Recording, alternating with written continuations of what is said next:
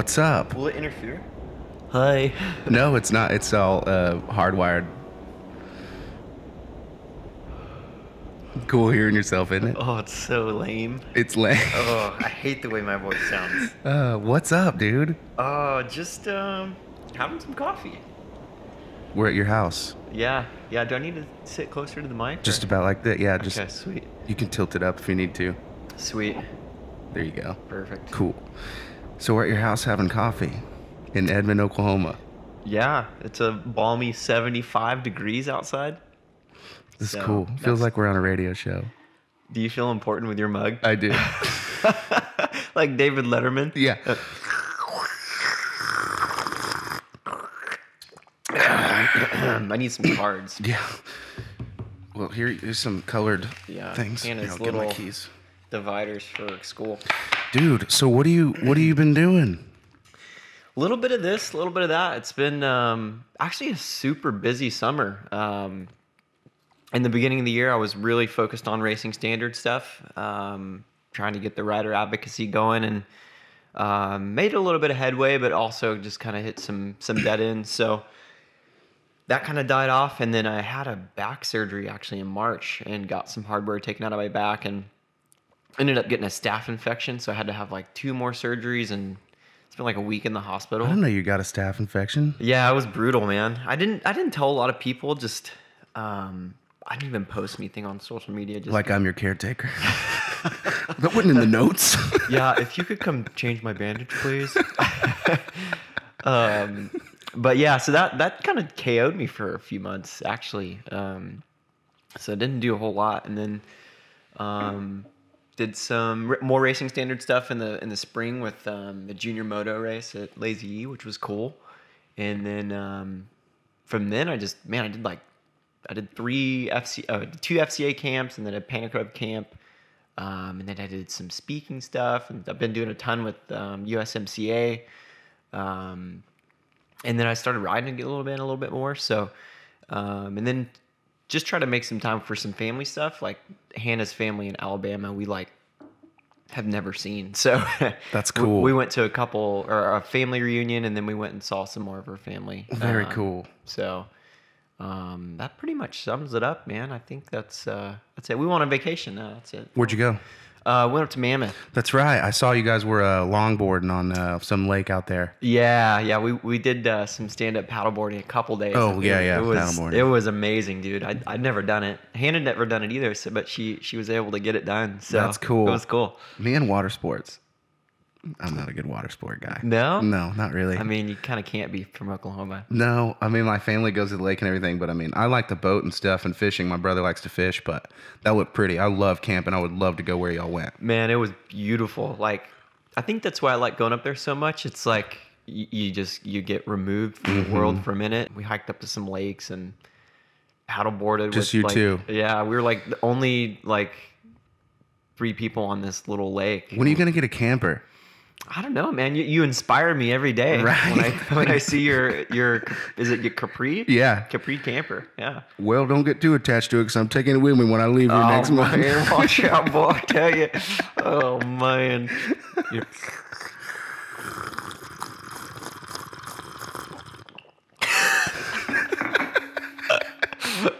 Spit out coffee everywhere.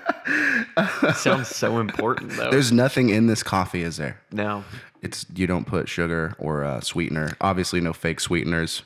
You know, I feel like if it is a good cup of coffee, you shouldn't don't need that. anything. Yeah, like steak and ketchup. Yep, exactly. Like when you go to like a really top notch like Western Sizzling, like we were talking about like earlier. Sizzler, you know, and you ask for A1, and they're super offended. Just like that. I didn't realize till I was like in my mid-20s that when you're at someone's house and you're like, do you have ketchup? No matter what they're cooking, if it's them cooking it, they're like really offended if you need ketchup. Yeah. I didn't realize that till later on in life. I'm a slow learner though. Yeah, that's outside of Oklahoma though, right? Because ketchup and gravy is just kind of a staple. I like ketchup with calamari. It's fried. And it's good. I don't know why I tried it out, but everywhere I go, they look at me weird for ordering that. But So you miss riding it all, or? Man, I tell you, like, if I'm being honest, I didn't miss it for probably man, probably 8 months. Like at all? No, you didn't miss you didn't miss starting it up or watching it or being around it or. No. Yeah, that's all right. No, it's normal. it sounds weird, but man, I missed like the daily grind. That sounds super weird. Like people ask me, do you miss racing? I miss winning. That was a lot of fun. Mm-hmm. And I miss like waking up early and having a place to be and working really hard and putting a lot of energy into something. And, you know, there was other things that came with racing for me that gave me a lot of fulfillment, like working with different ministries and doing different projects. And so I missed all of that. But for me, I mean, basically the reason I stopped is I was to the end of my ropes with injury. So I just, you know, it was hard to want to throw my leg over a bike when I was honestly like scared. And so it took a minute for me to kind of gain that love back. Mm-hmm.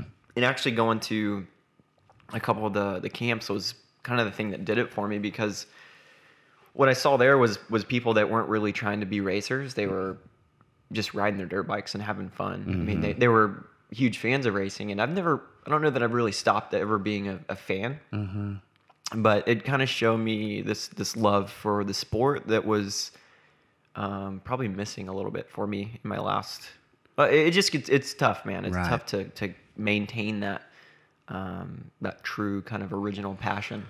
Well, there's a lot that goes into it, like especially that you may not be able to express to people at the time. You know, it's always like after you're done with your career, then you can kind of like touch on a lot of that. And like part of it is the stuff that you have to do to be number one is the exact thing that sucks the fun out of it.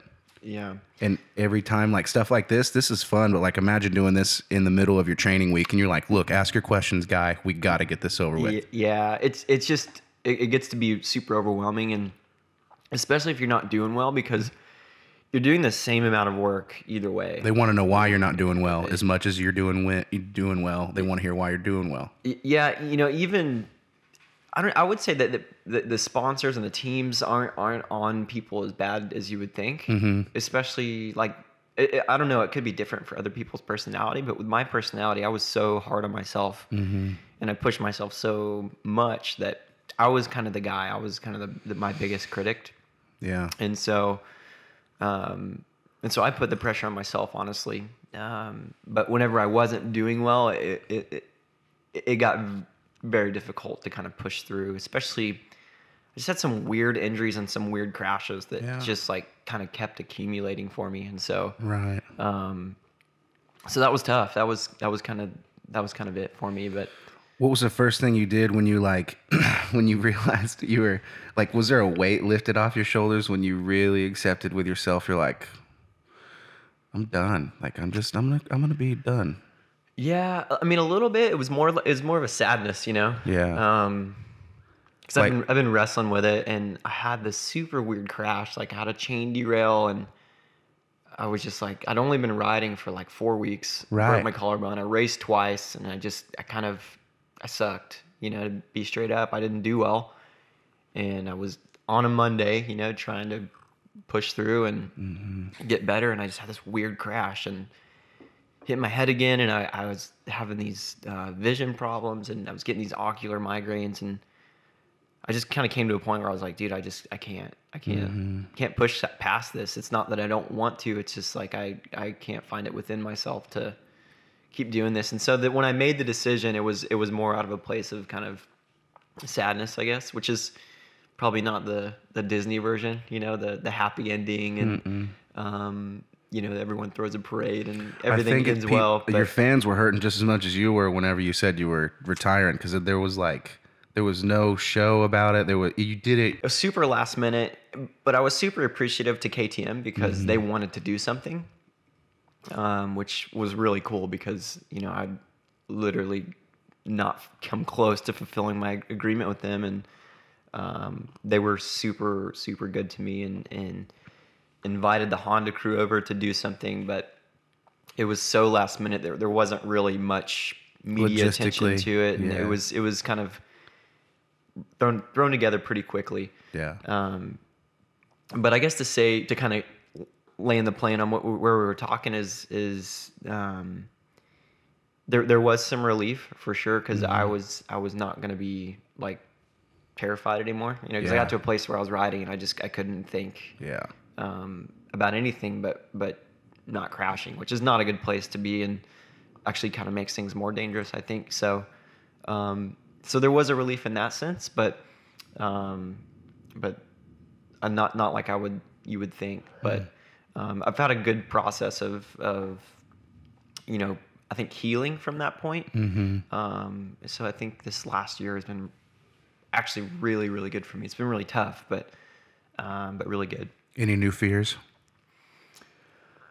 I don't want to go super deep, but Go as deep as you want. yeah, I just don't want to be Debbie Downer. No, Debbie Downer we'll go back up. I promise. I got good questions. Okay, sweet. No, I'll do that too. I beat you to it. I mean, I started riding when I was 3. You know, people were telling me I was going to be professional when I was 8 and 9. Had a contract when I was 9 years old, and basically knew what. You had a contract to race when you were 9 years old. Yeah, I mean, it was with Team Green, but still, I mean, at 9 years old, I was expected to be at a place to perform a skill or duty, whatever you want to call it. Right. And so since that point, I've kind of known where I'm going to be and what I'm going to do for 20 years. Right. And so that ends like quickly. And so there was this massive like anxiety that came from like, what am I going to do and where am I going to be and like what now? Like that was so cool. I loved it, but what now? And so so that was really tough. I think you know, still there's that battle a little bit, but also it's really strange, not to rant too much, but about how tough it is. But people look at you differently. When you walk into a room and you say, "Hey, and they ask you what you do, you're almost hesitant because you don't want to, you know, come across as this guy. It's like, "Hey, I'm a motocross rider. I'm a professional athlete. Right. Like, look at me," kind of thing. But For sure. But if you want to have a genuine conversation with someone, you say, "Hey, I race motorcycles. That's what I do." Their eyes light up and they want to know more about it, and they want to see if it's on TV, and then they want to follow you on social, and then so there's this really weird experience that happens where people look at you differently. But you walk into a room at 26, 27 years old, and they say, "What do you do?" And you say, "Well, I'm retired." They're like, "Oh, okay. So what are you gonna do?" And then you don't know the answer to that question, and so there's a kind of I don't know if it's a fear, but more of an anxiety of like, dude, what am I doing? What do I do? I don't know what I'm doing. And so that was probably the toughest battle for me, and that a lot of stuff kind of came from that. Well, like, you know, when you have the work ethic to do something, you know, like, I'm going to try not to rant too. So the point of school, I guess, is to discipline you on starting and finishing tasks. Like, that's the whole point of school. It's not, I mean, I'm sure that the curriculum is part of the point, but they want to test and see if you'll start it, execute it, and finish it, and be able to do it pretty well. Well, like, you did that on a dirt bike. You just apply that hard work to anything, man. Like, it's not like you didn't win it on a game show. You didn't, you know, you just do that same stuff. I'll be honest with you. I can't think of a harder thing to be conditioned for than to be a good dirt bike or supercross racer. So like almost anything else, like almost you would think would be attainable if you just apply that hard will to anything. Yeah, I think it is. But I think there's almost a grieving process. You know, it sounds super weird, but well, no, like you know, people live at a house for like 5 or 6 years and they're like, golly, I can't believe we're leaving this place. Like, you had a career, like you said, from the age of 9, which you were riding long before that, but you were at 9. Like, that was your job at 9. Yeah. Till 2 years ago. Yeah. Right? So what ended up happening with me, and I'm sure happens with most people, is you tie your... Make sure you're talking to the mic, too. Sorry. No worries. Yeah. I'm going to get one more drink of coffee. Oh, my God. That's good. It's really good. But I think what ended up happening with me is And what happens with most athletes is you really tie your purpose in life to this. And so when your purpose is gone, what do I do now? Right. You know, because, you know, What have you thought about aside from the business you wanted to start afterward?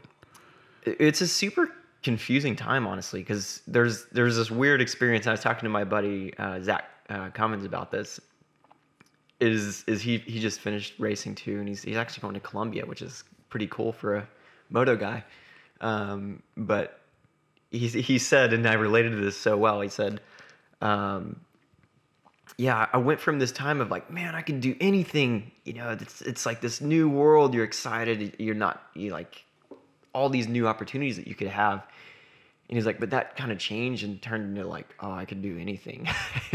And so I kind of really related to that because, you know, you just retire and you think, man, I could go start a woodworking business if I wanted to. And then you're just like, oh man, like I could go start a woodworking business. Like I don't know. It's a really weird transition. And I think most of it is because we tie so much of what we do and who we are to basically our job. And your reputation too, as being that thing. Yeah. And so, for me, the battle was realizing, hey, that wasn't my purpose. That was my occupation.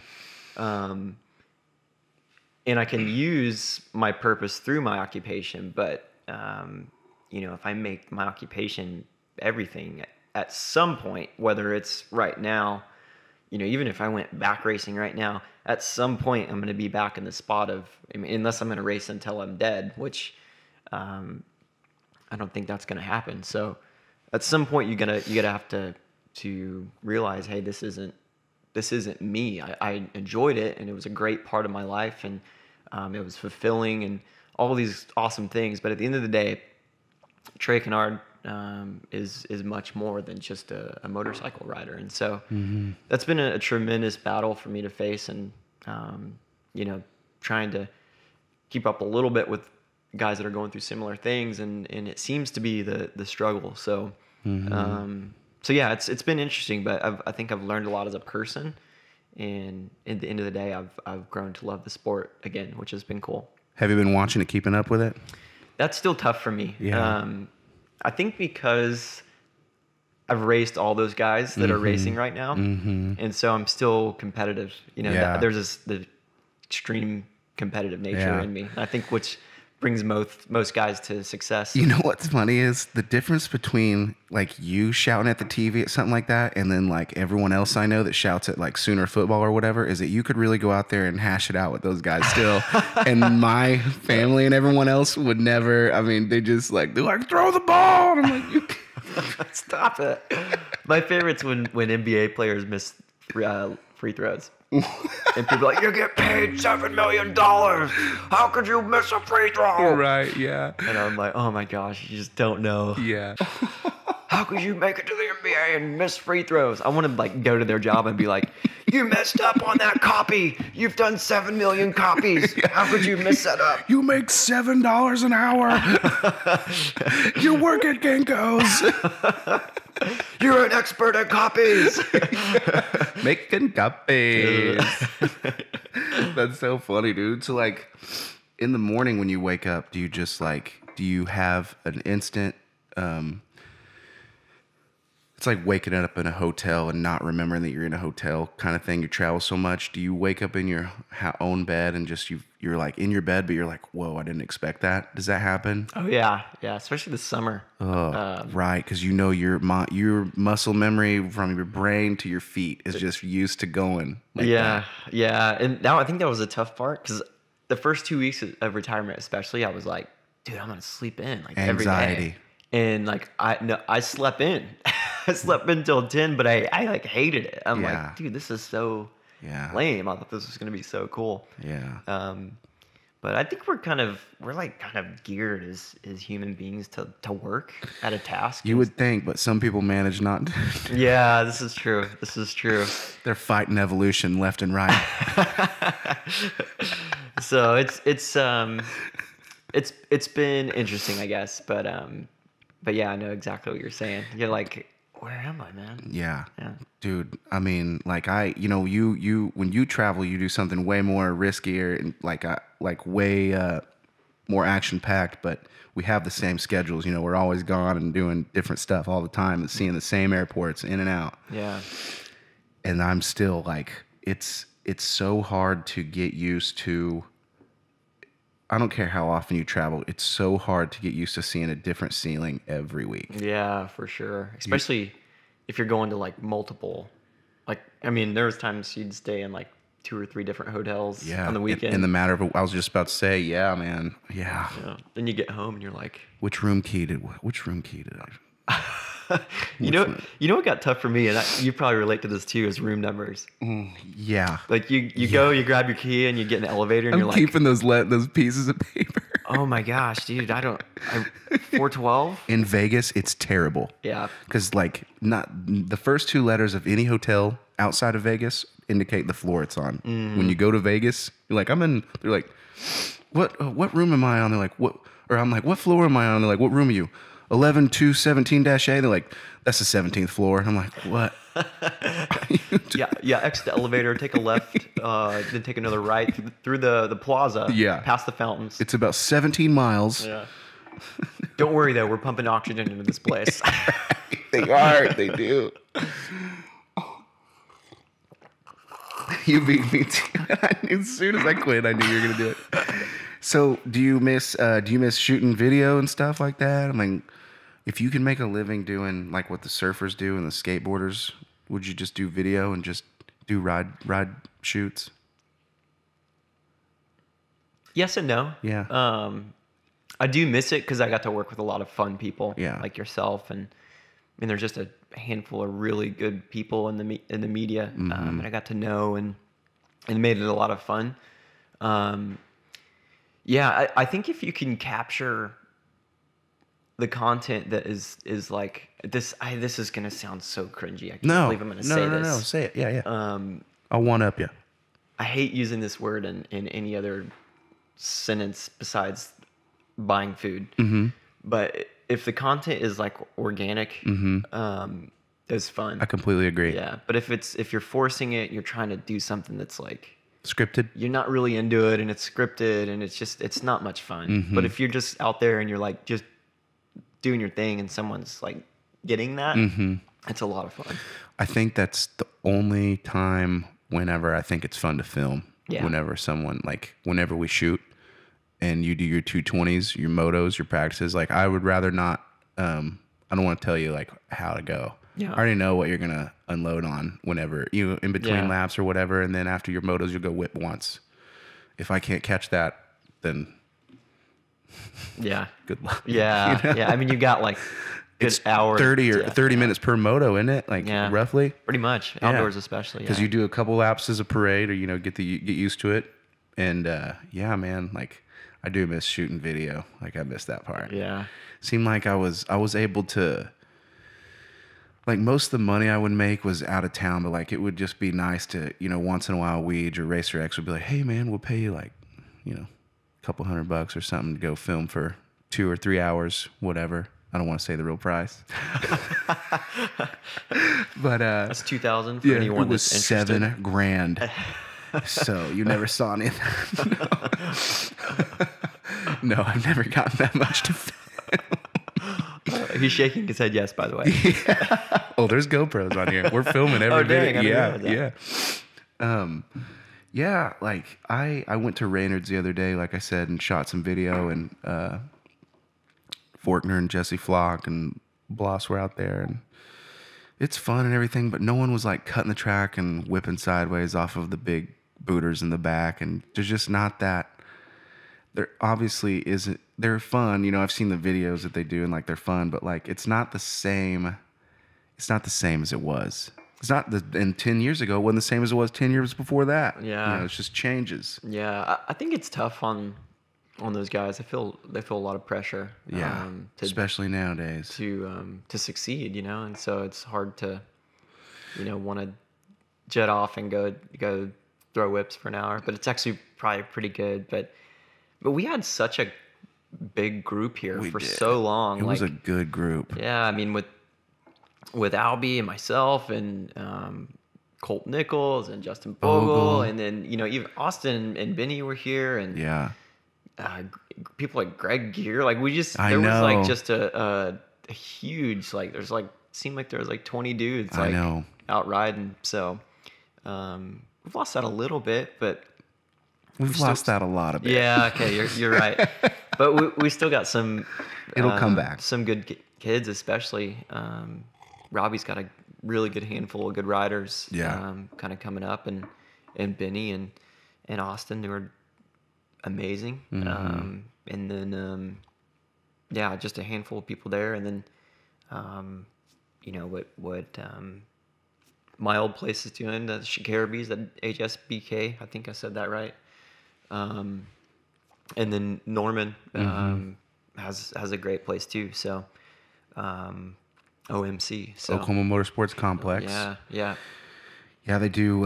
There's a couple of tracks that have shut down too. It's like if there wasn't for your practice spot that you used to have and Reynolds and OMC, then what is there in the city? Yeah, it's tough, man. Because I think especially you and I were from like the 90s,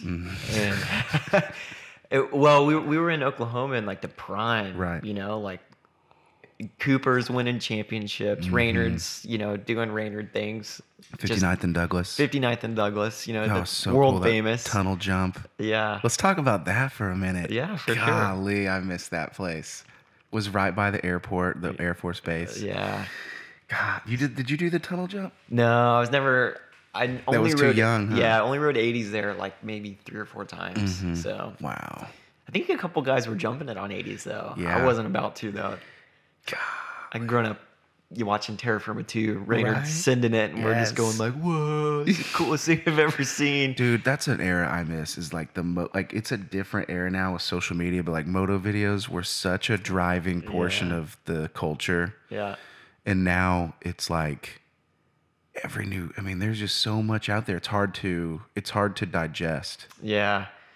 Yeah, I think for me as a kid anyway, I was so excited when something new came out. Because it came out on Christmas. Yeah. There was just one video, or a handful, at least for me. Like, Krusty's, Terra Firma, and I know you don't like quads, but Huevos and stuff. I actually watched Huevos. Did you? Yeah. Dude, those were bad movies. Yeah, they were crazy. Yeah, Fox Greatest Hits, Moto Triple X. Yeah, I never watched Moto Triple X. Dude, they're so good. Yeah, my mom wouldn't let me. Really? Yeah. There's not even anything. They're just swimsuits. Oh, really? Yeah, it's nothing crazy. Okay.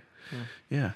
They're all awesome riding, like the punk music and everything. Like, dude, it was good. So cool, man. I just remember like I'd wear out the VHS. Yeah. Like over and over and over again. Yeah. And then when a new one came out, it was like you were so amped to watch it. So where'd you go buy yours? At the motorcycle shop? Well, your family had a motorcycle. My family had a moto shop, so I would go in like every day and like see if there's a new one. That's so funny. I remember they had this like, I can't remember. You might remember there was a media company. Impact Video. Yeah. So I got a $59 check from them the other day. Nice. Yes, I did. That's awesome. So Impact Video had this little cardboard like video VHS display, and it was like with these slots. Like, probably 6 of them. I was in there when you were looking at. I mean, not then, but like I was in there at some point after that. Yeah. Yeah. And so every day after school, I would like come see what was there. That's cool, dude. So, that's cool. See, that isn't the thing now. Kids are just on their phones at school looking at it directly. Yeah. Making it at school. Yeah. Dude, if I was in school now and I was doing what I'm doing, I wouldn't. I mean, because you can take a laptop to school now. Yeah. There's no way I'd get anything done. I'd be editing edits, making videos, just clickety clacking away. Yeah, I mean, like I miss that era of videos. But the good thing about this new era of the video stuff is that it allows for more. Like I'm entertained on my phone by itself. Yeah. You're probably not glued to your social media stuff much, are you? I'd try really hard not to. But it's hard. Yeah. Like what you're saying is you want to be. Yeah. Oh yeah. So I mean that's how guys like me are managed to make it, because as long as everyone keeps looking at their phones, we'll be getting hired to make the stuff they're looking at their phones on. Yeah. No, I combat against that for sure. But I don't want to, I mean, like, dude, I'm addicted to it too. Like I'm addicted to Instagram. I don't like Twitter. I don't like Facebook much. I mean, It's for some reason Instagram is a place where people go to have fun. Yeah. Like, Facebook's where they cry. Yeah. Twitter's where the politics happen. And then like just Instagram's kind of the funny, at least on mine, it just recycles the funny after funny after funny. Right. So I get a good chuckle every time I'm on Instagram or it's riding videos. But I mean, like, I don't even have cable. You watch TV? You watch Walking Dead still? I gave up on Walking Dead. Me too. Dude. Yeah. It was great for like a long time. Well, like I quit 4 the or 5 first season of Negan. Yeah. That was just, Glenn died. Yeah, that was brutal. And then it was too much. Yeah, that was sad. Yeah. I was sad from that. I almost gave up when Rick's wife died. Lori, was her name Lori? Lori. Yeah. Yeah, that was pretty rough. Speaking like a true millennial right now. I know. Well, it was a good show, man. Lori when she died. When she died. Well, you get so invested in it because you're just like, I wonder what's going to happen this week. I think Carl had to cut his mom open. And I know. get a baby. I've heard Carl died recently in the new. Yeah. I didn't even see if He got bit by a walker. that's it. That's how it happened. Yeah. And he like didn't tell anyone. He like lived and he was like, just gotta have peace. You gotta let Negan just do his thing. And then he died. Really? Yeah. And then he tried to kill people as a zombie, or? I don't remember. Oh. I was pretty checked out. Yeah. Oh, you saw it. Yeah, I watched up to this last isn't season. hearsay. No. Oh. And then now I'm not gonna watch the next one. I don't think.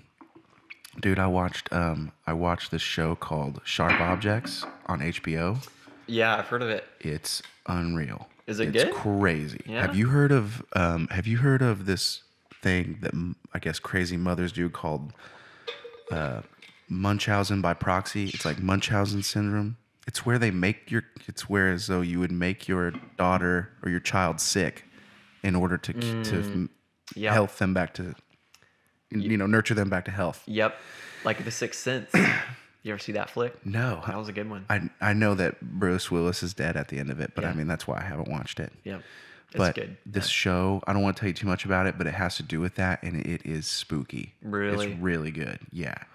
And so I've been into like that show, and then I can't believe you haven't started more shows as having time off. Yeah, I tried to, but honestly, it was like, this is gonna sound super weird, but I'm like trying not to take much in because I've started to realize how much it affects my general well-being. Really? Yeah. So you think like the affection, the emotions you feel from like all this stuff affect your everyday life? yeah, absolutely. Really? Yeah, a lot of studies say it too. Really? Like you on a subconscious level or something? Yeah, you kind of take the baggage with you.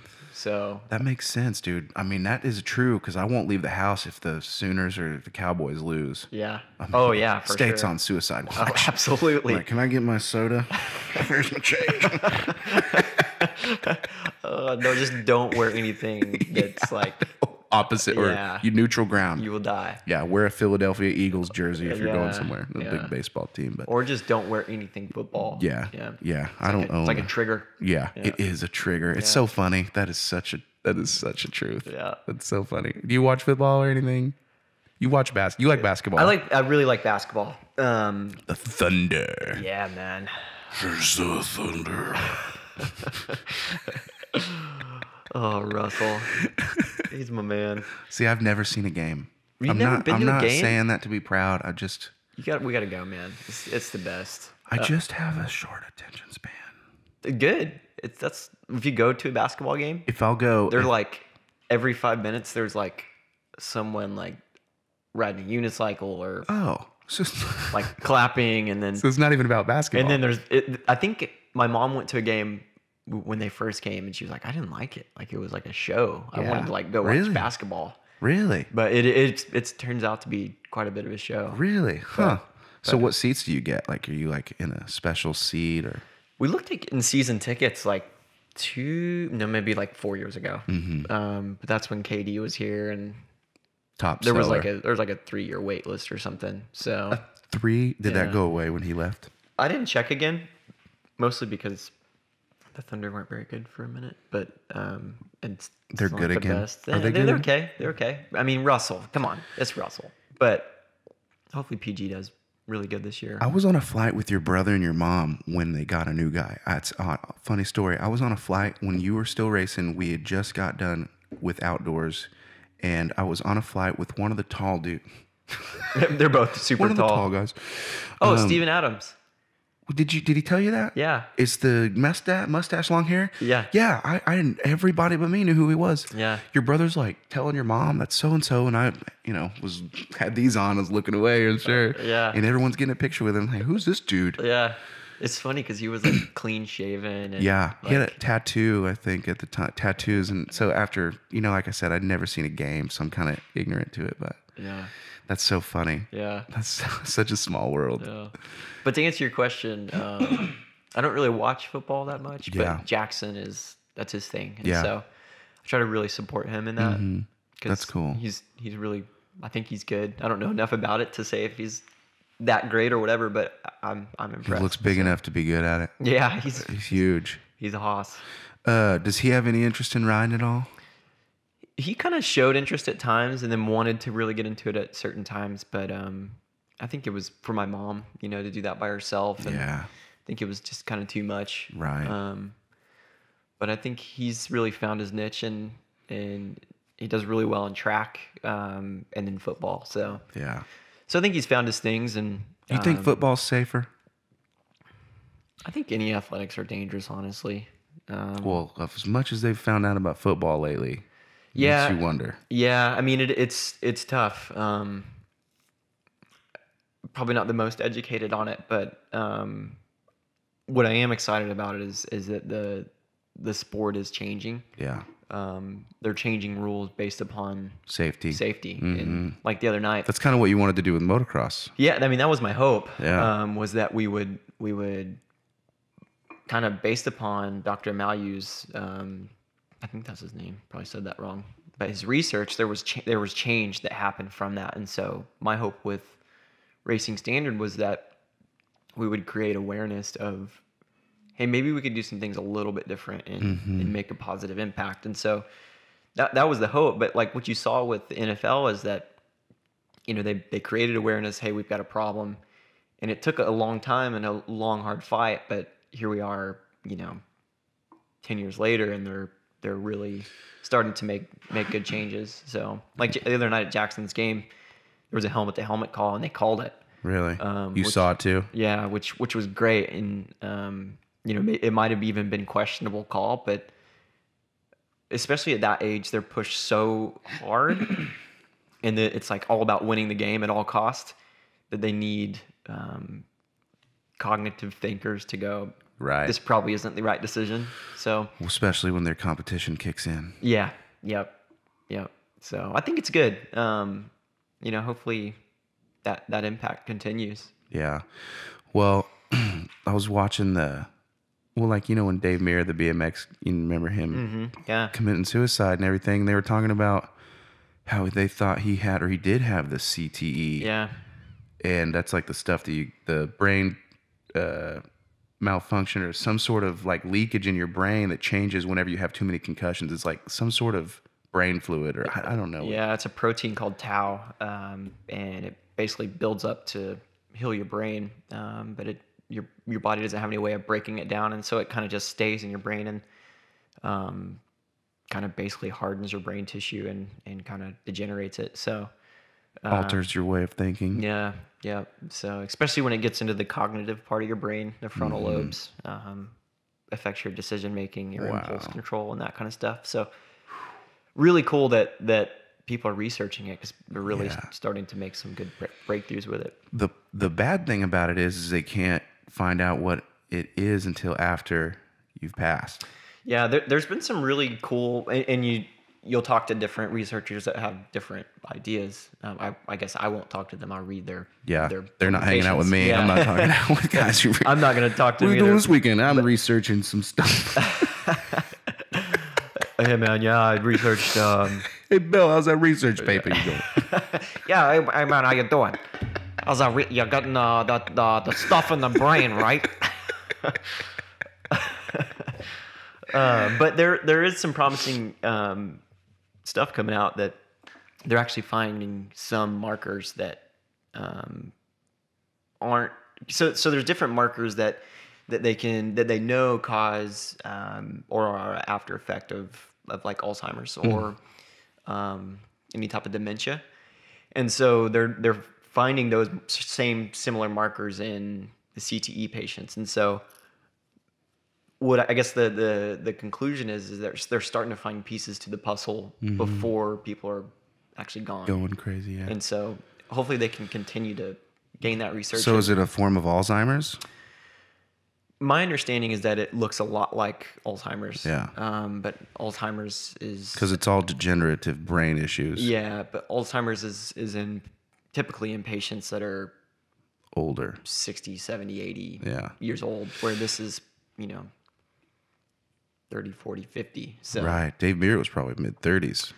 yeah, I don't know Dave's age, but No, he was older than that. Yeah. He probably had to be older than I that. don't know. He was Superman, so it's Yeah. hard to say. Dude, what do you ever think you'd be in like X Games, like for anything, not racing, but like because you can whip, like dude, you can for sure whip, and I feel like you have enough bike skill to do step up. No. You say that. You Simply say no. that. Yeah, no. No, I'm good. Yeah. Hey, does this thing look like it's recording? Can you see anything blinking or It's anything? blinking Is for it? sure, Okay, yeah, cool. yeah. I can't see if that's blinking, but I'm gonna go with it. Yeah. It's okay. I'm trying not to pay attention to it. Is it messing with you? I'm just, when I don't want to try to fake how I look. Oh no, it's not recording. Try to not get my fat angles, That's why it's up high. It's if it was down low, it would get our chins. So you don't think you would do X Games? I don't think so, man. No. No. I have so much respect. Like, I got to know Ronnie Feist a little bit this summer. Yeah. And I was just talking to him about basically the process of, because he was telling me the process of learning like a Superman seat grab and what that looked like. And he said it took him like a year to learn to do like a Superman seat grab. And I'm like, one, I don't think I would ever want to. Well, not freestyle. Not in just in X Games in general. Just something that I could see you being that most of the guys that are in the top 20 could crush at on an afternoon on a ramp. Yeah. I could do step up. I mean, that's probably the most realistic. Yeah. Or flat track. That would be cool. Flat track would be sweet. Yeah. You ever thought about getting in a Razor or UTV or something like that? Or?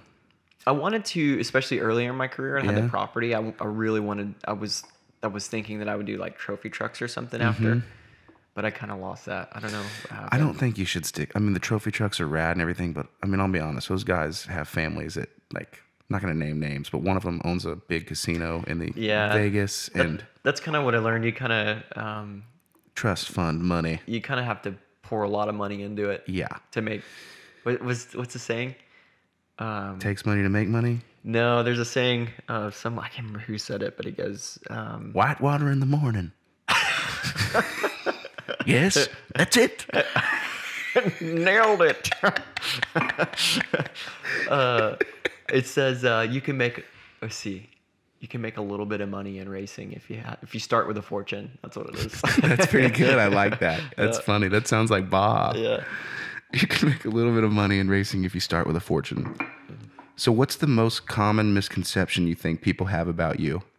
You're like a witty, sharp guy, so I'm sure you can understand how people might perceive you sometimes. Yeah. I would say the biggest misconception is that I'm like always a happy person. So when you may be in the zone and people don't see that coming, they think you're being a dick when you're just kind of being in the zone, auto zone. I mean, there is that scenario, but I think most people that I talk to are like, wow, you're such a nice guy. Like, you're just happy all the time. And that's pretty far from the truth. Yeah. Well, you're happy when I see you. Yeah. I mean, I think... and we live together. Yeah. It's when did you get a little bit of a extra hit at the end there? It's a little cold. Oh, sorry. Yeah. It's okay. Yeah. Yeah, I mean, it's like, I don't want to call it a show, like, because I always try to be genuine, but I'm majorly introverted. And so my energy zaps spending time with a lot of people. Yeah. I really enjoy people. I love it. But if I spend time with people for a long time, it really zaps my energy. Right. And so when I get home, I would just want to shut down for a little bit. Yeah. Which has been a major problem through retirement because I've like wanted to withdraw a lot. Yeah. So it was definitely pretty tough on Hannah at times. And so I'm learning about that and trying to improve myself. But I guess the misconception is that that people think I'm maybe always happy, and it's not the case. I'm human, and Yeah. Have my own battles I wrestle with, and Right. Well, I think that people maybe you think that they think you're happy, and really you're just a nice dude who takes the time if you are having a bad day to like, because you're perceptive enough to know what you just said, but you're also perceptive enough to know that even if you're having a bad day, it would make someone else's to meet you. yeah, that was for me. That was a big motivation for me. I don't know if you call them mentors, but K-Dub was so good at this. Yeah. I mean, he took time for everybody, and I saw the impact that had on people, and I like truly thought it was amazing. And also, I was the little kid at one point, and so Looking up to him. yeah, and looking up to other people, and so I know what it would have meant to me to have my guy just come up and say hi, because chances are I wouldn't have been the guy to go say hi. So Right. For my favorite athlete to come like just give me a high five would have been So awesome. what's a story you got? I'll tell you after you tell me. What's a story you have of you meeting someone like that, and then you're like, I mean, like just tell what maybe something you wouldn't normally tell someone. Think of a story like that. I got one too.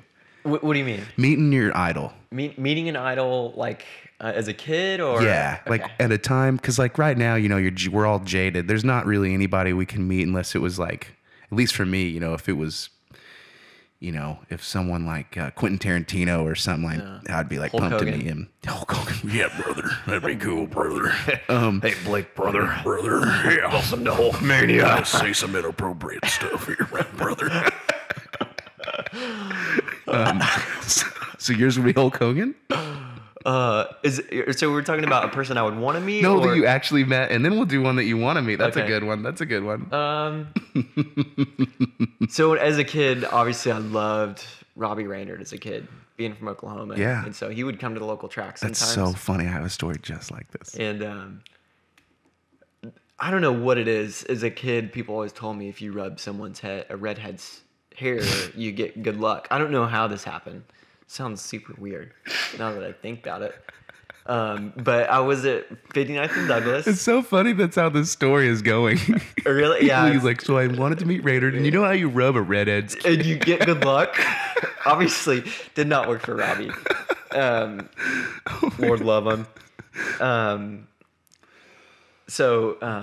just remember like, here's my idol. He's walking up to me, and I don't know who said it, but like, hey, if you rub his head, he'll give you good luck. And he like went to rub my head, and I was like so scared because Yeah. it's like Robbie. I like ran from him and like Did you hid really? under a truck or something. That's so funny, man. That's so funny. Do you know who Johnny Hale is?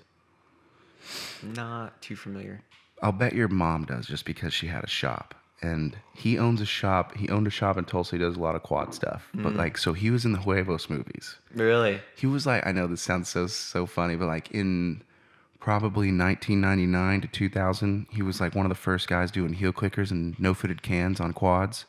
Like these were on 250R two-strokes. So Yeah. it was like a while back. And Burp. yeah. So he was at the dunes doing that stuff, and I remember seeing him in the pits in the campground, and my dad and me and my brother were driving. I was probably like 8 or 9, and we went by him, and I went, Dad, that's Johnny Hale. And he was like, who? And I was like, you know those Huevos movies you buy me every Christmas? He's like, yeah. I was like, he's one of the writers. He was probably on one of the covers at some point. I think he was. And he was like, well, go get his autograph. And I was like, you go get his autograph. I'm not going over there. So, and like I told Johnny the story since then. I've told him this. But like there I was, like 8 years old, sitting in the truck while my dad went over and got his autograph on a helmet. That's awesome. But then since then, I've shot with him and stuff. And like I told him that story, and he thought it was funny. But it's just such a small world how Yeah. like that stuff works out. But Yeah. so then who's a dude who's an idol you would want to meet? Want to meet. And it doesn't, and you don't have to say idol, because I might not want to meet my idol, but I would want to meet someone crazy. They're not my idol, but I would want to meet them. Yeah. Man, I have to think about that one for a minute. Yeah, we can go back to it. I'm just gonna throw out a couple of them, just cause. Yeah. So like, I think it would be wild. Because I want to see for myself. I think it would be absolutely wild to meet Donald Trump, just so I can, like, not. Hey, Blake. Hey, tell you something. This is gonna be huge. Oh, it's huge. Bad impression. The reason I think I would want to meet him is because from now on, like, just spend an afternoon with him, like doing this or something. Not a podcast, but like just coffee, and then see what he does, and then that way I have a better way to read him when he's on TV saying his wild stuff. Yep. And then when people are like, "Oh my God," I'm like, he's just that's not what that, That's just the Donald. That's just Donald. He's got psychological issues. So him, and then I think it would be really neat to meet like Christopher Nolan, the guy who made the Batman films. Oh yeah. And like Quentin Tarantino, those guys. Yeah. Just to see how they are. Yeah. And then I don't know, just it would be cool to meet Hulk Hogan. Yeah. Macho Man Randy Savage would have been a wild one to meet when he was alive. Yeah. Always like Sting for some reason. Sting, yeah. Do you know that movie Ready to Rumble? I've never watched it. Yeah. Underrated. My brother used to watch it. So funny. Yeah. So funny. Yeah, definitely a good movie. Yeah. You know Bill Goldberg's, he's awesome. I'll bet he's a cool dude. Yeah. Yeah. I don't watch wrestling, but I'll bet Bill Goldberg's cool. Yeah. So I wasn't allowed to watch wrestling for some reason. It's pretty gory. I mean, like, man, you know what's crazy? I'm glad you brought that up. Like, I'll bet that some people might think you were sheltered when you were a kid, but I'm telling you, dude, there's some good and bad to that, because now, I mean, like, my nephew's 5, and he'll be watching the Disney Channel or something, and they'll be talking about farts and stuff, and I'm like, this is you got it on in the morning. Kids are watching it before school. He's with me in the morning, so he, this is before he was in kindergarten, so he'd be with me at 7 a.m. Yeah. And sure enough, man, that's the prime time for kids to be watching TV while mom and dad are getting ready. Yeah. And they got, what are you doing? Farting? This and that. And you're just like, I kind of think that's okay. try so hard to not keep a 5-year-old from saying fart all the time. And then you got to show Disney us, Channel. You're like, here's a wholesome piece of programming. Let me fart. Yeah. Yeah. And then, man, I mean, like, there's a lot. They had to take him off the iPad because, there's like internet terrorism now where they dress up comic book characters and do, I'm not even going to say awful stuff. Yeah. And they put it on the internet and people think it's for kids because of the content or what they're wearing. You got to be careful. For sure. It's scary. When are you going to have kids, man? Oh, man, I gotta sort in before I can even think of having kids. Yeah. Think about who I'd like to meet. Yeah. Yeah. For sure. That's a question. Mind-boggling. Oh, yeah. Before, Yeah. Yeah, I don't know. So Hannah and I have had that question yeah, I'm sure. a lot. I know that's not the first time you've thought about it. But we honestly don't know. Yeah. Like sometimes we're like, let's just go for it. How old are you? 27. Yeah, you're still young, man. I got a cousin who didn't have a child till they were 35. Really? Maybe a little older. Yeah. Yeah, I'm excited for it, but I don't know. I know I say this to people and the response is always the same. You're never going to be ready to have a kid. That's not true. But my response is like, I can be more ready. Yeah, for sure. I'm sure I won't like be just super dad right away. Yeah. But I don't know, man. I would like to be like more prepared than I am right now. I've seen some unsuspecting individuals become super parents. Yeah. Very much so. It's there's a reason why it's called maternity. Yeah. Yeah. Because you just find out real quick. I don't mean to sound like I know everything there is to know about childcare, but for a bachelor, I've had a lot of time with an infant because my nephew's spent 50% of his life with me. Yeah. Because I have the job I have, and Yeah. between tour, I just have those weekdays off, and he needs a babysitter, and I'd rather keep him than him go to a daycare. Yeah. That way, me or his dad don't have to show up and. So What's honest? This is a true story too. We have a family friend who, some sort of prestigious daycare, top dollar something or other here, and they told the parents they accidentally left their daughter inside for 30 or 40 minutes unattended by herself. She was young, man. Yeah. And if she's anything like any normal kid, it could have been bad. Yeah. Just become another statistic. It's scary. Yeah.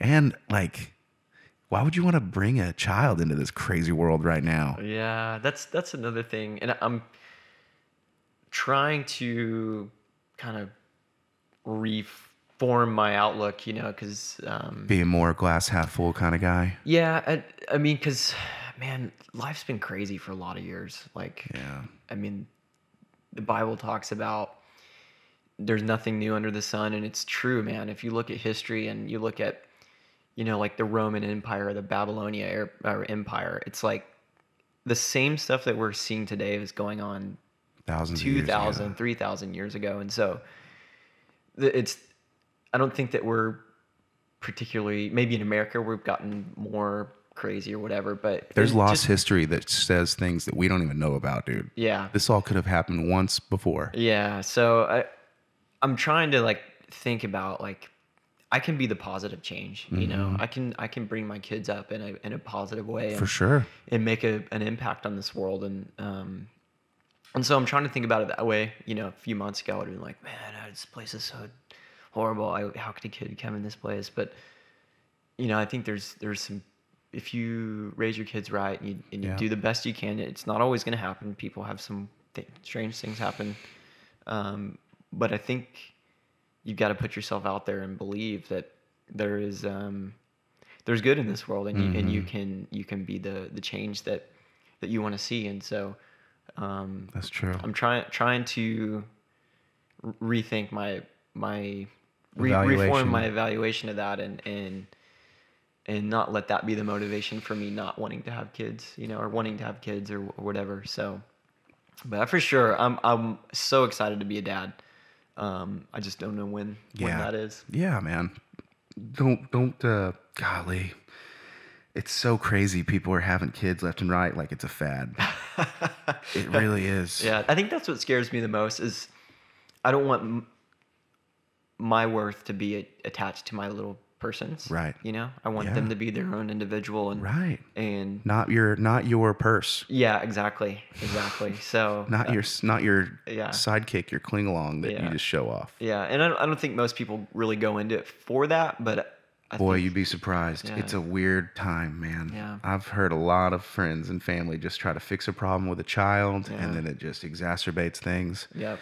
And I've also seen super parents online that don't see their kids at all in person. Yeah. So, man, it's just, you'd be surprised. Yeah. So I guess the answer is yes, I want to have kids. Yeah. Boy or girl? It's kind of funny because Hannah's a twin. Is she really? Yeah, she's a girl. That's right. I knew that. Yeah. I filmed your wedding. I knew that. Yeah. I'm sorry. So she should be a triplet. They lost one of them at birth. Yeah. But her name was Jessica. But so she's in a family of all girls. Oh, wow. And her dad traveled a lot, and so it was just kind of the three amigos. Yeah. Her mom and her sister most of the time.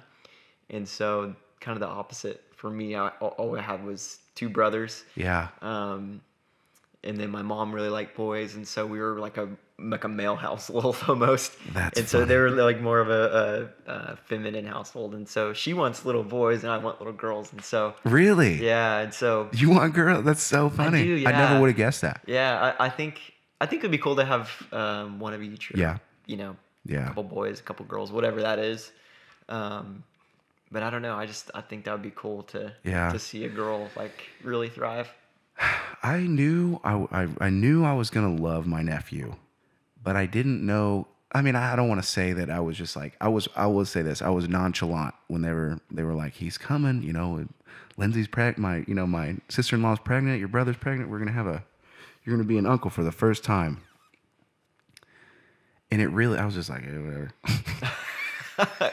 Cool. I gotta go to work. So when's the birth? I was working for a relay cross at the time. I got stuff on my mind. Listen. The laser show is going off at 6. I need to know this right now. What is that? The laser show? The laser show? Yeah, the laser show. Come on, kid. Get it with. When's this kid coming? I got a laser tag thing to get through. I remember I was visiting a monkey at Arena Cross when my nephew was born. That's a true story. A monkey?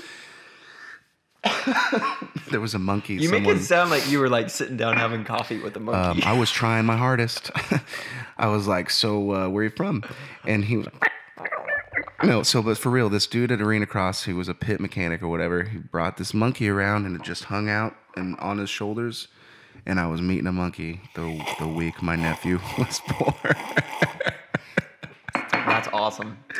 And when he was born, dude, I was just like, wow, that's crazy. And I remember in the hospital, I was holding him, and I was like, yeah, you can hold him, but not you. I don't like you. Like, I was like literally getting real protective immediately. Yeah. Back off, kid. Yeah. He's such a what? Cute kid, right? You were gonna say cute kid. Yeah, you were gonna say good looking fella, weren't you? I got bet you a hammer and 2 broken kneecaps. He's real good looking. Got some shoes. I give you some shoes. The cement. You're gonna sink, kid. You're gonna sink. So do you think you would ever do like stunt work or something if someone was like, we know, like remember when Twitch was in Triple X? Yeah. And then like I think Ronnie Feist has done some stuff maybe. Yeah. Would you ever do anything like that? No. No, you wouldn't, dude. I've heard they make bank. Yeah. But Unionized guild. there was Stuntman. I can't remember what his name was. I met him a couple of times. Robbie Madison. No, there was an actual like Hollywood stuntman that was former racer. Not Mickey Diamond. Costilla. Dave Dave's done some stuff, I think, but this was a guy who did like all kinds of stuff. Like what he did for his job. I bet I know him if you knew his name. Sorry. Yeah, I don't know. I should get a producer for this show. That way that they can look this stuff up when we're doing it. Oh yeah, his name is Dave Ginaldi. You know, we've been at this for 2 hours. Really? I think so. Or no, 1 hour. I'm sorry, 1 hour. Oh yeah, pretty good, man. That's pretty awesome. Pretty good. Yeah. I'm down to go for 2. You down? Yeah, I'm game. Sweet. Good. All right. I actually I leave here at like 11:30. No problem. So, We'll be done before that. Yeah. It's 10:30 now. Yeah. Okay. We'll be done before that. So you, if you had to, would you be in a movie? Would you be in like if I planned out a fun script or something and like you were yourself in it, would you do, and you didn't have to ride, do anything? I'll literally get a stuntman, would just wear your gear. Or would you want to do the riding? I would do stunts. I Yeah? mean, it just depends on what it was. Yeah, nothing crazy. If I was like, you see some of these stunts in some of these movies, and it's like Off the roof into a plane and things. Well, not only that, but they like crash every time. Oh yeah. You know? Yeah. Like jumps off curb, crashes. Dude, I got a friend, if I remember right, the Getter brothers, they ride quads out of Minnesota, and I think they got hired to do some movie in where it's one of the brothers, or it's a funny movie with one of the guys from Workaholics. But anyway, and Zac Efron. They're in this movie and they're in Hawaii, and they do this quad scene, and he jumps off in the air or whatever. And I think they have like cardboard boxes or something that they land on. I mean, dude, you have got to know your stuff. Nah. Yeah. I'm not into that, man. Never ride a quad. How much money would it cost for someone, like they handed you, not even a check, it was cash. Untaxed cash. Yeah. How much would it take for you to jump a 30-foot tabletop on a quad? $2 million. $2 million. Yeah. You'd do it. Yeah. Do you hear that, people? Yeah. I'm stretching it though, dude. Yeah, 30. Okay, 20 foot. Okay. Let me throw some stipulations here. It has to have a twist throttle. Okay. Yeah. They can do that. Twist throttle. Even that's stretching it, dude. Yeah, twist throttle. Maybe And 2.5. you need Nerf bars. Yeah. Like what brand? Like you wouldn't care. Rinthal, yeah. No, I mean not the quad. The quad. What brand of quad? Honda? Yeah. I would be your coach. How funny would it be to film a video where you ride a quad and I ride a dirt bike? Because that really truly is the best transition, like, because I have as much experience on a bike as you do. You probably better on a quad than I am on a bike. Yeah, most definitely. I would ride my Z if I had to ride a dirt bike. Yeah. I would never ride a quad. Do you miss pit bikes? Ever. Pit bikes? I like how you're just running from Yeah, I don't want to talk about it anymore. I'm just kidding. Nah, you could talk No, about I love pit bikes, dude. I think my favorite pit bike I ever had was this CRF 80. We Really? had 3 of them. You don't like 50s? They're too small. Yeah. They're fun to like do wheelies on. Yeah. And do like a really tight turn track, but we got into jumpy, like Yeah. a little much, and so they were. You should come to my track sometime, dude. It looks pretty sweet. It's so fun. Yeah. It's probably only like 20% done too. Yeah. I'm gonna get a lot more. I wish I had a cat. What are you calling your place these days? Shippies. Shippies. Mm-hmm. All right. Just call it Shippies. Yeah. Like I've met like 2 or 3 Australian guys, and they all call me Shippy, and I was like, that's a cool nickname. Yeah. Shippies. Shippies. Yeah. And plus, I'm like super into this thing. Like this podcast is called Shipwrecked with Blake Shipman, because that's my last name and whatnot. And so like boats. Yeah. You can make the correlation from there. Boats and quads. Boats and quads. Because you just throw a couch in there. Yeah. Lazy boy. I like riding quads, dude. I don't know why you gotta hate. You've sent me text messages randomly about how much you hate quads. I know, I do.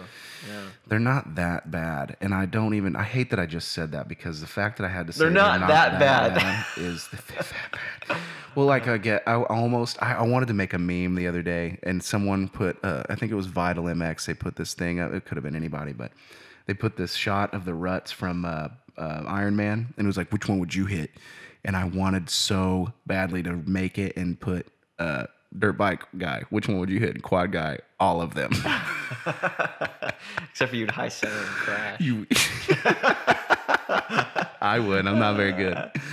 I'm a dooner, man, through and through. Yeah, man. I go to Glamis. Why don't you know? I'm not even that good of a dooner. Have you been? You've never. Have you been to Glamis? I've never been to the dunes. That's right. You know why? I mean, because you're afraid it's gonna mess up your stuff, or I don't know. Because I was in Elk City, Oklahoma. it was like it was like super taboo, close. huh?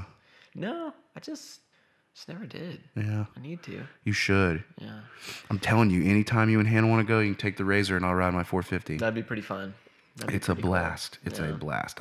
Whenever this video thing doesn't work out, I'm gonna be a tour guide up there. My father-in-law wants to go there so bad. That's what you were saying. Bring him out, dude. I'm surprised you don't have a Razor, like a 4-seater or something to go and camp and do stuff. Yeah, I don't have any room. I simplified, man. Yeah, you did. You do have a good looking house here. It's like you got granite countertops and your sink's pretty dope. And thanks, man. Like everything's really nice. Thanks, dude. We went pretty small, but yeah, we'll try to keep it clean. I like your dining room table too. That's really nice. Thanks, man. That's the only piece of furniture I bought from Mathis Brothers that I actually really like. Really? Yeah. Nothing. Everything else is garbage. Do you mow your yard or just someone? Do you do it? Actually, Jackson started a lawn mowing business. Did he really? So he's my man. That's funny. Yeah. I like your little canary chair out there too. Thanks, man. That's pretty sweet. Yeah. But we should go back to the quad thing for a minute. Okay, whatever. Go to it. Oh man. I'll take it. I don't care. No, actually nothing but respect for those guys. Let's talk about your shoot we did with Thomas. Yeah, that was unbelievable. Yeah. So do you remember how you were feeling Let's go all the way back to me texting you. Like that was like how many months before we were shooting did I text you about this? It was like a year, probably. At least. I think you've been wanting to do it, and you were like, "We're gonna do it. We're gonna do it." Yeah. Okay, quick question: how serious did you take me? You be honest. You definitely wanted to do production. Yeah. I was there to ride and maybe throw a couple whips with a quad, but it ended up being more than I expected. But really? Yeah. But I was by the end of the day, I was like, that was fun. That's rad. Yeah. I didn't know that. Yeah. So then, leading up to before you saw Thomas ride. I know we documented some of that in the video, but be as bare, honest. I mean, don't try not to hurt my feelings or quad guys because they'll listen. They'll be listening. Honestly, dude, I've always had nothing but respect for those guys. Mm-hmm. Unbelievable talent to do what they do. I watch the good ones. Yeah, I watch the stuff that they do. Even anyone that can jump more than 10 feet on a quad, Mm-hmm. I'm blown away by it. Yeah. Because my parents owned a motorcycle dealership growing up, and so I'd hop on quads from time to time. Right.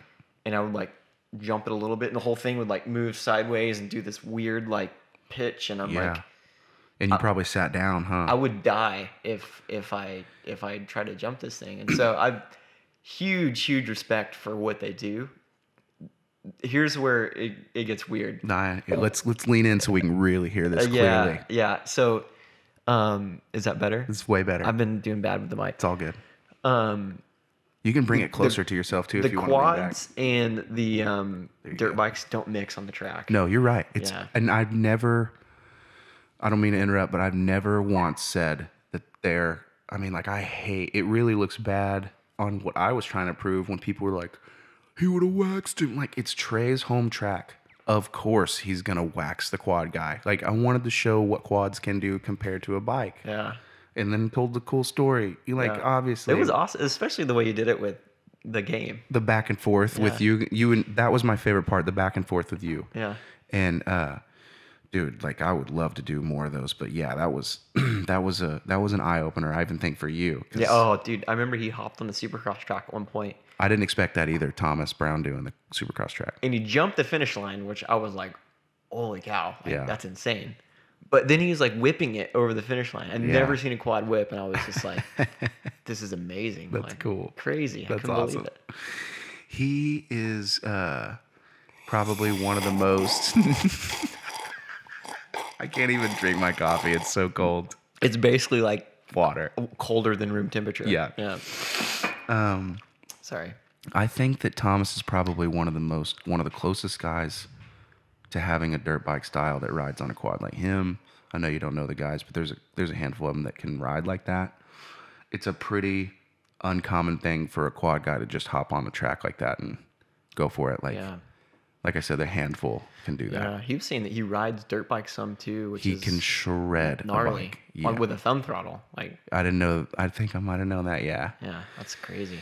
You know, you know what's funny is I've seen more. I'm not trying to get a discussion. I mean, I'm down to discuss, but I mean, this is just an observation. I've seen more quad guys hop on a bike and shred than I've seen bike guys hop on a quad. Yeah. And, For sure. For sure. Most moto guys are so one dimensional. It's like, yeah. I'm glad you say that. even like, They have this thought process and like that's it.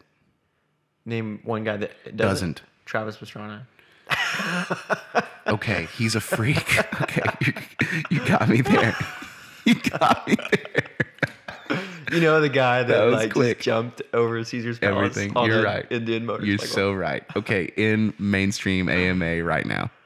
Oh, it's tough, dude. Yeah. I mean, it goes back to like even the like younger era for athletes. Yeah. Right now it's you have to specialize in a sport. So Can't spread your way out. yeah, so like you know, kids at like 13, 14, 15 are just playing football or just playing basketball or, you know, just doing one sport, which is kind of, it's bad for them in the long run because you lose this versatility and Right. you do the same movements over and over again, and it kind of actually stunts your growth a little bit in a lot of ways.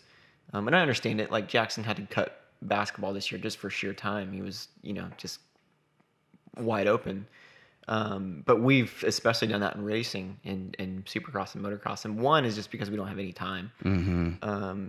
You know, like the last race was this last weekend, and people are already testing for next year. Yeah. And so there's no time, and any time you have, you want to spend it with your family or on vacation or Right. doing something else. And so, but I will say the off-road community is amazing. Yeah. Which I wish Caleb Russell would have had more of an opportunity to race, because I think he really would have turned heads. Yeah. Those last couple rounds, but man, it's amazing the talent of these people.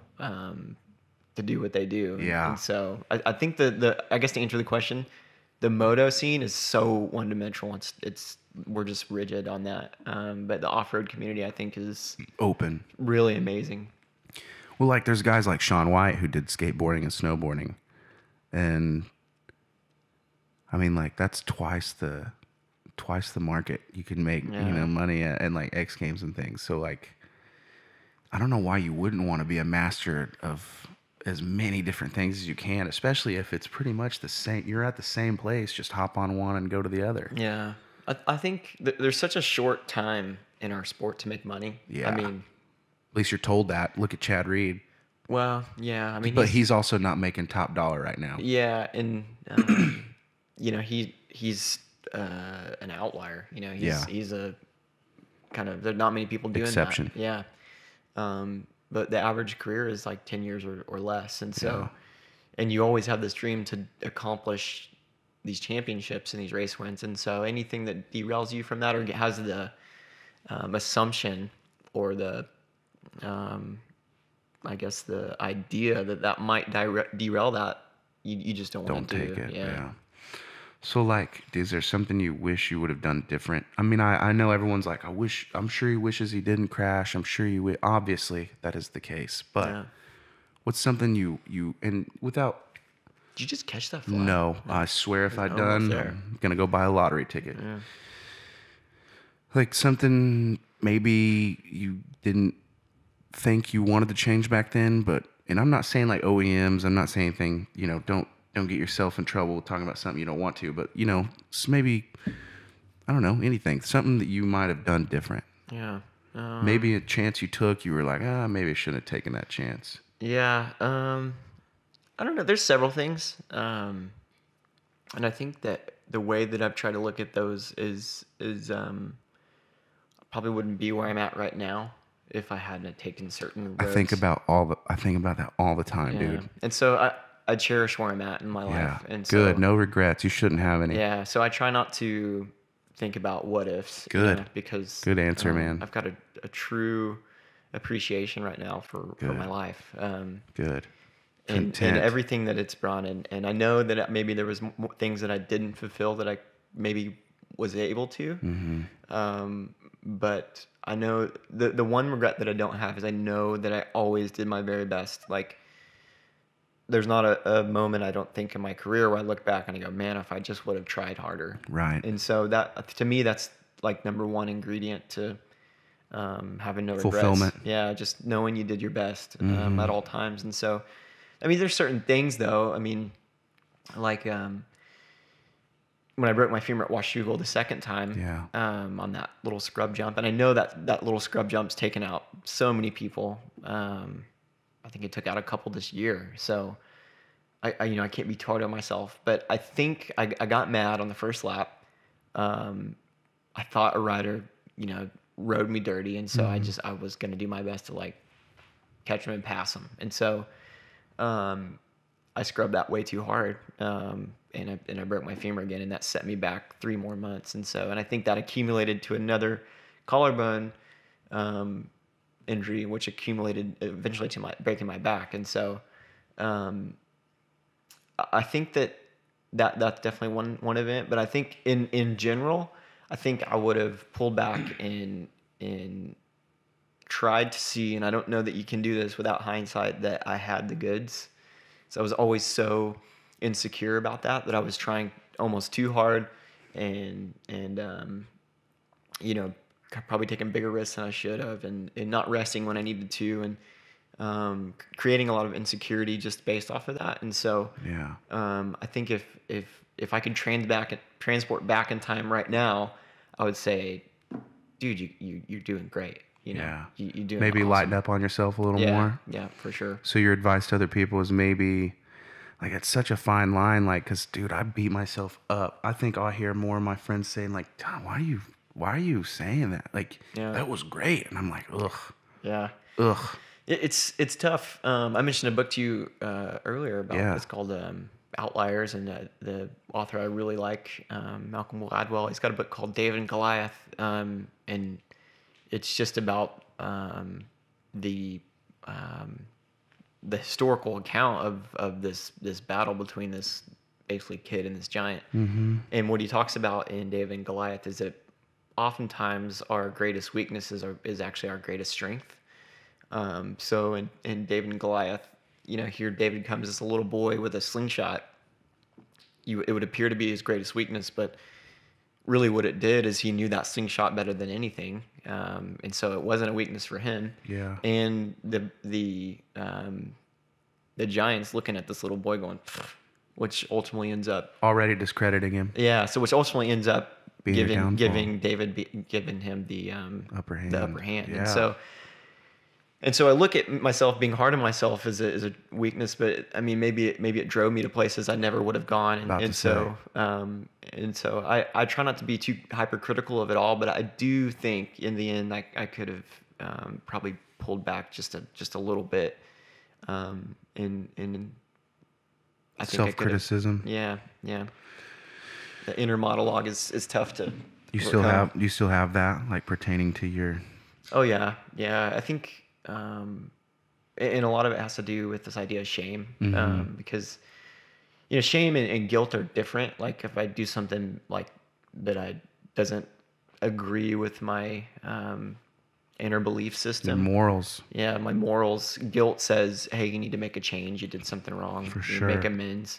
But shame says I'm a bad person.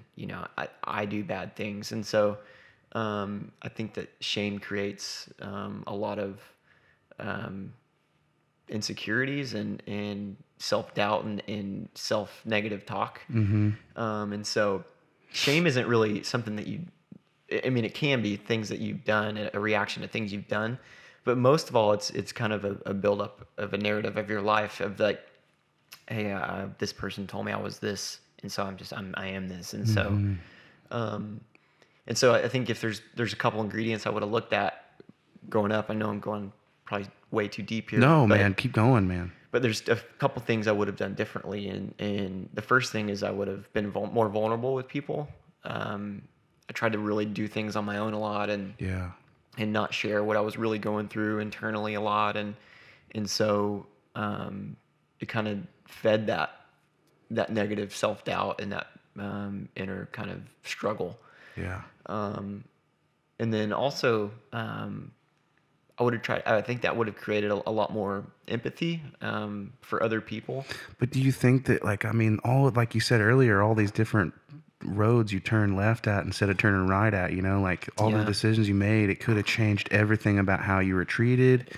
And if you were treated any different, like, who wants to be treated like a god all the time? You know, you were like, you're obviously going to have idols or whatever and fans, but like the way you were treated made you be the way you are. Yeah. And you could totally say, you know, if this had changed, I'd have done this, but you don't know that. Yeah, exactly. And so like I said in the beginning of this, I try not to go down that road. Yeah. Because, I mean, if we're just talking career, I had an amazing career. Dude, like, I don't know anyone who would dispute that. I mean, realistically, dude. Yeah. So I try not to go down that road. The perfectionism in me wants to say, you know, if I would have just done this and I would have been more vulnerable and I would have done all this stuff, you know, maybe I could have been a 450 Supercross motocross champion, but maybe not, you know, maybe I wouldn't have done, you know, what I did. And then what if you get there? What if you get there and you're just like, yeah, I mean, I think that's a whole nother topic too.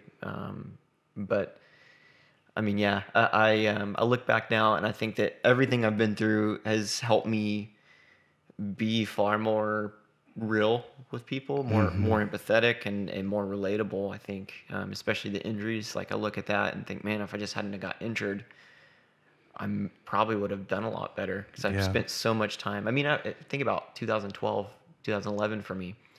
I spent about a year and a half off the bike in 2 years. wow. When you accumulate all the time off the bike. And so, I mean, that's a lot of time of missing racing and training and getting better. And so I look at that and I go, man, I think I could have been better. But I also think, man, my injuries really made me relatable to people because people are going through stuff, you know, and so they want to be able to relate with people. And I think you were relatable before you got injured. oh, thanks. You're like, well, your stuff, you know, like growing up, your upbringing and everything. Like we both grew up in Oklahoma, even though we're on the road or whatever. You like homegrown hospitality, like that. You can't teach that everywhere. You're just grown up with it. So like when you disperse that at the track, it's recognizable. And just, you know, like, I don't think that, I mean, I understand what you're saying. Whenever you crash, people are like, dang, that guy's having some hard times, but he came back from it. And like, it's inspiring. And like, I remember being in the trailer somewhere and I heard Kevin Kelly talking about something and you came back fresh off an injury and he was like, impersonating you. And he said something like, what do guys, as fast we go? Oh, okay, go. And so you just hop right in the pace of things. Like it was always a topic of discussion. Whenever you get back on the track, it was as though you were just like, okay, this is the pace. Let's go, guys. Yeah. It was always prepared. You know what I mean? So like, you can call it outlook or preparation or luck or whatever and all that. I know I've heard you say some of that meets at some point, but I mean, I think you had an exceptional career considering, you know, you still have like you didn't burn any bridges. How often have we seen that recently? You didn't burn any bridges. You've managed to keep all of your fans or whatever you want to call them. You probably don't want to refer them to that, but I will. They're fans. And your Instagram and following and all that, like, dude, it's still looking up. So I appreciate it, man. It's been a fun journey. Like, I think there's one takeaway from this year, for me being retired is that it's pretty good. Like, I got a lot to be thankful for. Yeah. You didn't have to downgrade your house, your home, your lifestyle. You were smart, man. You were smart when you were getting it because it was. I'm sure it was different then than it is now. Yeah, I mean, I've had a lot of help, so a lot of really good people Good. surrounding me, and so I was very fortunate that way. But yeah, I think there's just, man, so much to be thankful for myself, but really kind of helped me see that, man, a lot of people have a lot of good stuff to be thankful for, and it might not be the house or the career or whatever, but for me, finding my purpose in other things aside from just racing, and but that helps me appreciate it all too. So, what can we see in the future from you? What do you got in the plans? Yeah, I've been doing a lot with USMCA, U.S. Motorcycle Coaches Association, and I really believe in what they're doing.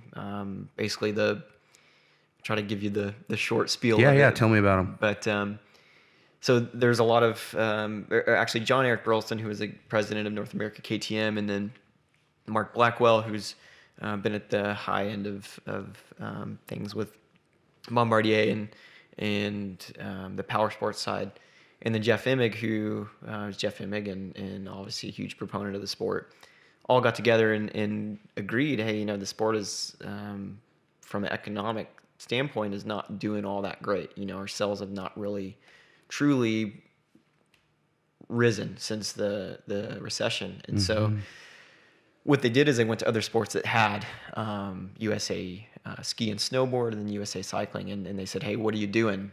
You're growing, we're not. And basically what they boiled it down to is they have coaching.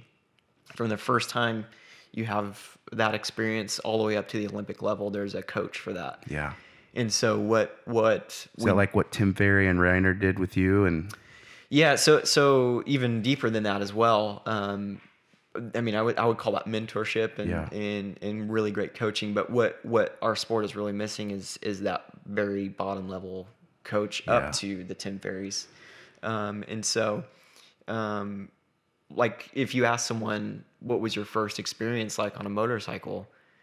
Most of them are going to say, I ran into a tree, I crashed in a creek, I hit the side of the barn. Very true. I looped it out, whatever that is. And so the idea between USMCA is giving someone their first experience on a motorcycle, making it pleasant and enjoyable and safe, and so you can continue to grow and learn riding motorcycles.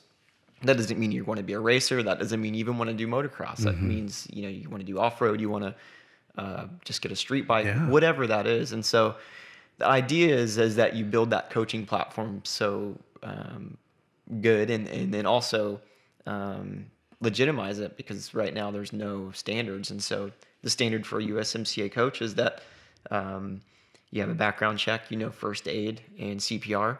You're educated in concussion, heat, and cardiac protocol. And you kind of agree to this code of conduct of the USMCA. Wow. And then there's kind of a platform and curriculum to teach new riders, and then riders past that level. And so the hope is that you can build this huge platform to help funnel people into the sport and then keep them enjoying riding motorcycles.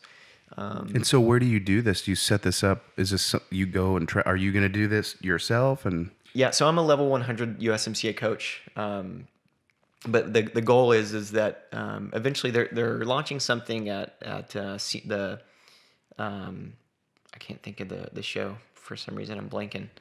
In October. SEMA or Sand Sports Super Show? It's the motorcycle side of that. Indie trade show? No, man, why am I dropping the ball here? Anyways, there's a show in October, and they're launching what they're calling motorcyclecoaching.org. Okay. And motorcyclecoaching.org is the equivalent to Coach Up. I don't know if you're familiar with Coach Up, but Coach Up, you're in... where do you live? What town you called? Cashin. Cashin. So you're in Cashin, and you're like, man, I want to learn to run. So you go to Coach Up and you say, I'm Blake Shipman. I'm this years old. This is my skill level with running. I've never ran. I want a coach to teach me how to run. And it'll pull up 6, 10, 8 coaches that are in your area, and their expertise, their rating, their certification. And so you go, I want to work with Lisa.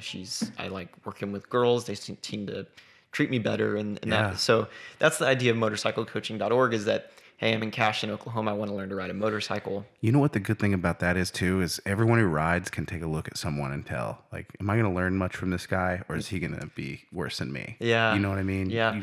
They can't wait to put their expertise online, so you just give them a quick look over, you can tell. Yeah, yeah. So, and then you're done coaching, and you go, man, Lisa was a horrible coach. Right. And she gets a 2-star rating. Yeah. And so that elevates her to go, I've got to make this my business legitimate. I've got to represent myself well, and I've got to make a good impact in coaching. That's a good idea. So, we just did our first certification workshop last week, actually, in Southern California. And so the plan is to do more of those in different regions.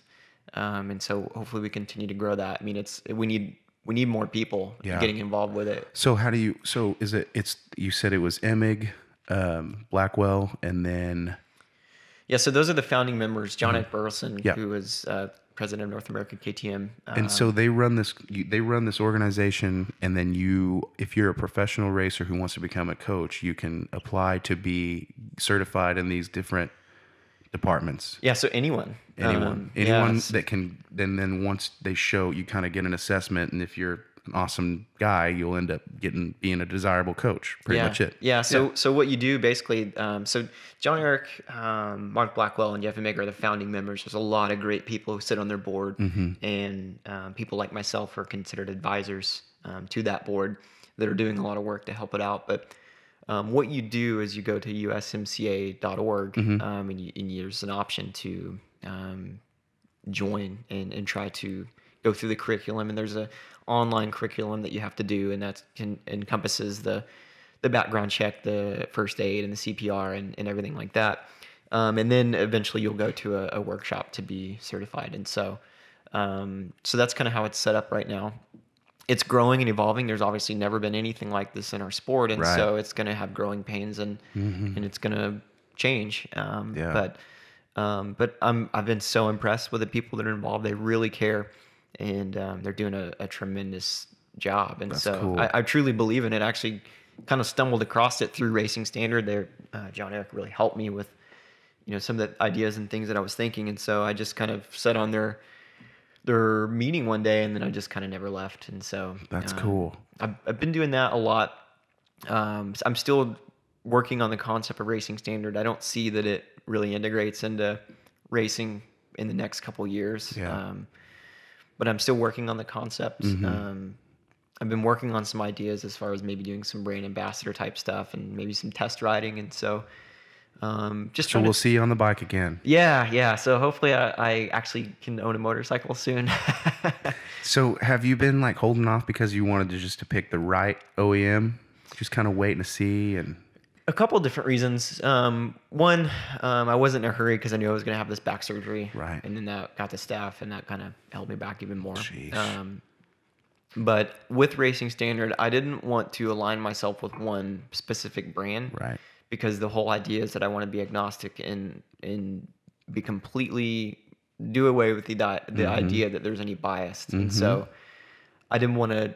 I could probably go ask for a bike from a couple of different people and probably get one, but I didn't want to do that because I felt like it kind of destroyed my credibility. In the short run, it would be cool. In the long run, probably not the best choice. Yep. And so until I knew that I wasn't going to do this immediately, I didn't want to do that. And so any hints as to which one you're going to go with? Can you say? Or? I'm working on something right now. Cool. So I should be a little more public about it soon. Sweet. So. Are you going to do are you going to see you at any racing? You're going to go to Straight Rhythm just to hang out, or? I don't know, man. We'll see. The more I ride, the more comfortable I get. Yeah, so, that's cool. Well, no, not to race, just to go hang out. Whatever. Yeah. Yeah, we'll see. I've done so much traveling. I was actually talking to Hannah the other day. I'm like, I probably need to calm down a little bit because I've been gone a lot this summer. Yeah. So, probably more than you thought you would be retired. Yeah, absolutely. I actually almost been gone more. Really? Yeah. So, dude, I hate flying. Yeah, I'm okay with it. I'm so short. Yeah, you get special treatment. You have a bunch of miles built up, and I do have some miles. Yeah. I probably should, but Do you not sign up for miles? I mean, I'm all over everywhere. Every client just wants to fly me somewhere different, a different route. It's just, oh well, Southwest or so and so doesn't go that way. So Yeah. but I bit off I mean, it's my fault. Yeah. So It's worth it. Yeah. Especially if you're with a Delta or someone like that. yeah, Get some upgrades. I like Southwest. Do you fly with Delta? With OKC being that it's a pretty small airport, Yeah. I'd pick Southwest and Delta Yeah. because there's some places that Southwest doesn't go. And Right. Same with Delta. So I kind of piggyback between those two. Yeah. I'm telling you, if you want to do these on your own, man, I'll send you the setup.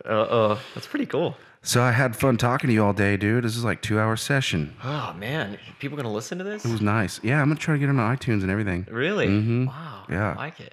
So I'll just like produce the crap out of it and send you a copy and put it online. Put it on my Instagram. Put it on the gram. Yeah. So I use these GoPros to get, put little clips back and forth on stuff. So I'll send you, if anything funny happens, I'll send it to you. Cool. So, well, cool. This has been Shipwrecked with Blake Shipman. Trey Canard, everyone. See ya. Toodles. Big gulps. All right. Big gulps. Well, See you later. See you later.